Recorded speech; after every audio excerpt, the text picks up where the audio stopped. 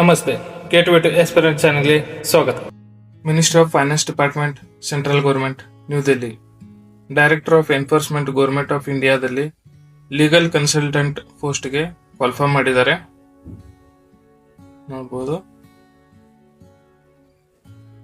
ಇದು short term contract base ಆಗಿರುತ್ತೆ. 75 vacancies already ಕೊಟ್ಟಿದ್ದಾರೆ. The number of vacancies may be vary on the final selection. ಅಂದ್ರೆ number of vacancies change ಆಗೋ ಸಾಧ್ಯತೆ ಇದೆ. ಪೋಸ್ಟಿಂಗ್ ಆಲ್ ಓವರ್ ಇಂಡಿಯಾ ಇರುತ್ತೆ. ಮತ್ತೆ ಮೋರ್ ಇನ್ಫಾರ್ಮೇಶನ್ಗೋಸ್ಕರ ಈ ವೆಬ್ಸೈಟ್ಗೆ ಕಾಂಟ್ಯಾಕ್ಟ್ ಮಾಡಿ ಅಂತ ಹೇಳಿದ್ದಾರೆ. The application along with the supporting documents may send to this email within 21 days. ಅಂದ್ರೆ 9/12/2025 ಈ ಅಡ್ವರ್ಟೈಸ್ ಬಂದಿದೆ. ಅದಾದ ನಂತರ 21 ದಿವಸ ಅಂತ ಕೌಂಟ್ ಮಾಡಿದ್ರೆ 30 ಡಿಸೆಂಬರ್ ಲಾಸ್ಟ್ ಡೇಟ್ ಆಗಿರುತ್ತೆ. ಅದರ ಒಳಗಡೆ ನಿಮ್ಮ ಅಪ್ಲಿಕೇಶನ್ ನ ಕಳಿಸ್ಬೇಕು. ಅದೇ ರೀತಿಯಾಗಿ ಯಾವ ಅಪ್ಲಿಕೇಶನ್ ಹೇಗೆ ಕಳಿಸ್ಬೇಕು, ಯಾವುದೇ ಕ್ವಾಲಿಫಿಕೇಶನ್ ಏನೇನಿದೆ ಅಂತ ನೋಡೋದಾದ್ರೆ ನೋಡಿ, director enforcement of ministry of finance department of revenue, government of India notice engagement of legal ಕನ್ಸಲ್ಟೆಂಟ್ಗೆ on short term contract basis assistant to director of discharge the functions under the foreign exchange management. Short term contract basis ಇರುತ್ತೆ. Foreign exchange management act ಕೆಳಗಡೆ ನಾವು work ಮಾಡಬೇಕಾಗುತ್ತೆ. Tenure ಬಂದ್ಬಿಟ್ಟು legal ಕನ್ಸಲ್ಟೆಂಟ್ಗೆ shall be 3 years ಅಂತಿದೆ. ಅಂತಂದ್ರೆ 3 ವರ್ಷ ನಾವು ಕಾಂಟ್ರಾಕ್ಟ್ ಬೇಸ್ ಆಗಿ ವರ್ಕ್ ಮಾಡಬೇಕು. It can be extended up to 5 years. 5 ವರ್ಷಗಳವರೆಗೆ ಎಕ್ಸ್ಟೆಂಡ್ ಮಾಡಬಹುದು ಅಂತ ಹೇಳಿದ್ದಾರೆ. ಮತ್ತೆ ಇಂಟ್ರೆಸ್ಟೆಡ್ ಕ್ಯಾಂಡಿಡೇಟ್ಸ್ ಫಾರ್ಮಾ ಎ ಅಂತ ಒಂದು ಫಾರ್ಮೆಟ್ ಕೊಟ್ಟಿದ್ದಾರೆ ಅಪ್ಲಿಕೇಶನ್. ಅದನ್ನ ನೀವು ಫಿಲ್ಅಪ್ ಮಾಡಿಬಿಟ್ಟು ಈ ವೆಬ್ಸೈಟ್ಗೆ, ಈ ಜಿಮೇಲ್ಗೆ ನೀವು PDF ಫಾರ್ಮೆಟ್ ಮಾಡಿ ಕಳಿಸ್ಬೇಕು. ಅದ್ರ ಜೊತೆಗೆ ಎಜುಕೇಶನಲ್ ಕ್ವಾಲಿಫಿಕೇಶನ್ ಮತ್ತೆ ಎಕ್ಸ್ಪೀರಿಯನ್ಸ್ ಸರ್ಟಿಫಿಕೇಟ್ಸ್ ಇವೆಲ್ಲ ಡಾಕ್ಯುಮೆಂಟ್ಸ್ ಗಳನ್ನ ಅಟ್ಯಾಚ್ ಮಾಡಿರ್ಬೇಕು ವಿದಿನ್ 21 days. ಮತ್ತೆ ಅಂದ್ರೆ 30 ಡಿಸೆಂಬರ್ ಲಾಸ್ಟ್ ಡೇ ಇರುತ್ತೆ. ನೀವು ನೋಡಬಹುದು ಅಪ್ಲಿಕೇಶನ್ ಫಾರ್ಮ್ಯಾಟ್ ಕೂಡ ನೀವು ಲಾಸ್ಟ್ ಪೇಜ್ ಅಲ್ಲಿ ಕೊಟ್ಟಿದ್ದಾರೆ. ಮುಂದೆ ನೋಡೋದಾದ್ರೆ, the short list candidates will be called for interview individually on there registered email ID. ಅಂದ್ರೆ ಶಾರ್ಟ್ ಲಿಸ್ಟ್ ಮಾಡ್ತಾರೆ ಅಪ್ಲಿಕೇಶನ್ ಗಳನ್ನ. ಶಾರ್ಟ್ ಲಿಸ್ಟ್ ಆದಂತ ಕ್ಯಾಂಡಿಡೇಟ್ಸ್ ಗಳಿಗೆ ಮಾತ್ರ ಇಮೇಲ್ ID ಮುಖಾಂತರ ಇಂಟರ್ವ್ಯೂ ಡೀಟೇಲ್ಸ್ ಗಳನ್ನ ಕಳಿಸಲಾಗುತ್ತೆ. ಯಾವುದೇ ರೀತಿಯಾದಂತ ಫಿಸಿಕಲ್ ಮತ್ತೆ ಟೆಲಿಫೋನಿಕ್ ಕರೆಸ್ಪಾಂಡೆನ್ಸ್ ಇರಲ್ಲ. ಯಾವುದೇ ರೀತಿಯಾದ ಲೆಟರ್ ಕೂಡ ಬರಲ್ಲ, ಕಾಲ್ ಕೂಡ ನಿಮಗೆ ಬರಲ್ಲ. ಡೈರೆಕ್ಟ್ ನಿಮ್ಮ ಇಮೇಲ್ ಐಡಿಗೆ ಅವರು ರಿಪ್ಲೈ ಮಾಡಿರ್ತಾರೆ. ಸೆಲೆಕ್ಷನ್ ಪ್ರೊಸೆಸ್ ಎಲ್ಲ ಅಲ್ಲೇ ನಿಮ್ಮ ಇಮೇಲ್ ಅಲ್ಲೇ ಹೇಳಿರ್ತಾರೆ. ಅದರ ಶಾರ್ಟ್ ಲಿಸ್ಟೆಡ್ ಕ್ಯಾಂಡಿಡೇಟ್ಸ್ಗೆ ಮಾತ್ರ ಇದು ಬರೋದು. ನೆಕ್ಸ್ಟ್ ನೋಡೋದಾದ್ರೆ, ದ ಕ್ವಾಲಿಫಿಕೇಶನ್ ಎಕ್ಸ್ಪೀರಿಯನ್ಸ್ ಈ ರೀತಿ ಇದೆ. The qualification 3 year LLB, 5 year LLB, any bachelor degree of law of National Law University or any equivalent. ಅಂತಂದ್ರೆ ನಿಮ್ದು ಓವರ್ ಆಲ್ ಹೇಳೋದಾದ್ರೆ ನಿಮ್ದು ಲಾ ಡಿಗ್ರಿ ಆಗಿರ್ಬೇಕು. ಮತ್ತೆ ಎಕ್ಸ್ಪೀರಿಯನ್ಸ್ ಸರ್ಟಿಫಿಕೇಟ್ ಅನ್ನು ನೀವು ಬಾರ್ ಅಸೋಸಿಯೇಷನ್ ಕಡೆಯಿಂದ ನೀವು ತಕೊಂಡಿರ್ಬೇಕು.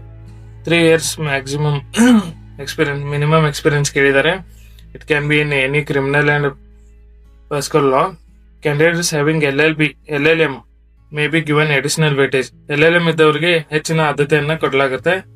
ಮ್ಯಾಕ್ಸಿಮಮ್ ಏಜ್ ಬಂದ್ಬಿಟ್ಟು 35 ನೋಡಬಹುದು. Next, the candidates who is engaged as a legal consultant will be paid a consolidated fees of 80,000. ಅಂತಂದ್ರೆ ಮಂತ್ಲಿ ನಿಮಗೆ 80,000 ಪೇಮೆಂಟ್ ಇದೆ, plus 10,000 base ಇನ್ಕ್ರೀಸ್ಮೆಂಟ್.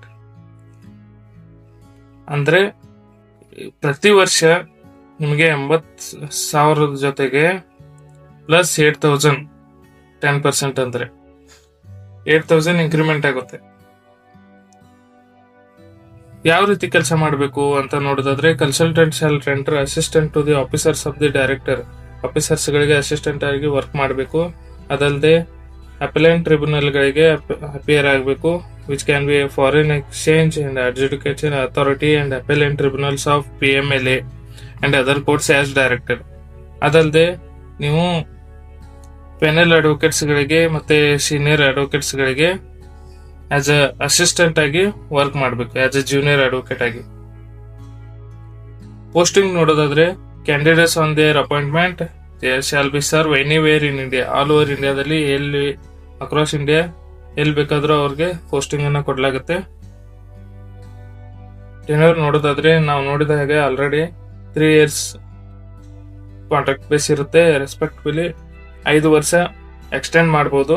Legal consultant shall enter into the contract ಮಾಡಲಾಗುತ್ತೆ. ಅದು confidential classes ಕೂಡ ಇರುತ್ತೆ. ಯಾವುದೇ ರೀತಿಯಾದ ಬ್ರೀಚ್ ಆಫ್ ಕಾಂಟ್ರಾಕ್ಟ್ ಆದ್ರೆ ಅವ್ರನ್ನ ಟರ್ಮಿನೇಷನ್ ಮಾಡುವಂತಹ ಅಧಿಕಾರ ಅವ್ರಿಗೆ ಇರುತ್ತೆ. ಅವ್ರಿಗೆ 1 month notice, before 1 month notice ಕೊಡಲಾಗುತ್ತೆ. ಆದ ನಂತರ ಅವರು ಇನ್ ಫ್ಯೂಚರ್ ಯಾವುದೇ ರೀತಿಯಾದಂತಹ ಜಾಬ್ ಅನ್ನ ಈ ಡಿಪಾರ್ಟ್ಮೆಂಟ್ ಅಲ್ಲಿ ಮಾಡ್ಲಿಕ್ಕೆ ಸಾಧ್ಯನೇ ಇಲ್ಲ. ಮೇನ್ ಕ್ಲೋಸ್ ಇದು. They are going to be debarred and as a legal consultant from the future engagement by the director of enforcement. Next ನೀವು ನೋಡ್ಬೋದು, ಫಾರ್ಮ್ಯಾಟ್ ಕೊಟ್ಟಿದ್ದಾರೆ ಅಪ್ಲಿಕೇಶನ್ದು. Name, full name, birth, father's name, marital status, home town, complete and educational qualification ಬಗ್ಗೆ ಕೇಳಿದರೆ with Aadhaar number ಎಲ್ಲ. Main important ಅಂತಂದ್ರೆ experience count ಆಗುತ್ತೆ. ಈ ಬ್ಲಾಕ್ ಕಾಲಮ್ ನಂಬರ್ 12, 13, 14, 15, 16, 17 ಏನಿದೆಯಲ್ಲ, ಇದು ಬಹಳ ಇಂಪಾರ್ಟೆಂಟು. ನೀವು ಥಿಂಕ್ ಮಾಡಿ ಇದನ್ನ ಫಿಲ್ಅಪ್ ಮಾಡಿ. ನೆಕ್ಸ್ಟ್ ಲಾಸ್ಟ್ ನೋಡೋದಾದ್ರೆ, ಯಾವ್ಯಾವ ಡಾಕ್ಯುಮೆಂಟ್ಸ್ ನ ಕಳಿಸ್ಬೇಕು ಅಂತ ಇಲ್ಲಿ ಕೊಟ್ಟಿದ್ದಾರೆ. 12th marks card, graduation marks card, LLMದು, LLBದು, ಅದೇ ರೀತಿ bar council certificate, experience certificate, in any other necessary certificate ಅಂತಂದ್ರೆ ನೀವು ಯಾವುದೇ ರೀತಿಯಾದಂತಹ ಎಕ್ಸ್ಟ್ರಾ ಡಿಗ್ರಿ ಏನಾದ್ರು ಮಾಡಿದ್ರೆ, ಎಕ್ಸ್ಟ್ರಾ ಕೋರ್ಸಸ್ ಏನಾದ್ರು ಮಾಡಿದ್ರೆ ಆ ಸರ್ಟಿಫಿಕೇಟ್ಸ್ ನ ಕೂಡ ನೀವು ಕಳಿಸಬಹುದು. For more videos, like, subscribe and share the videos.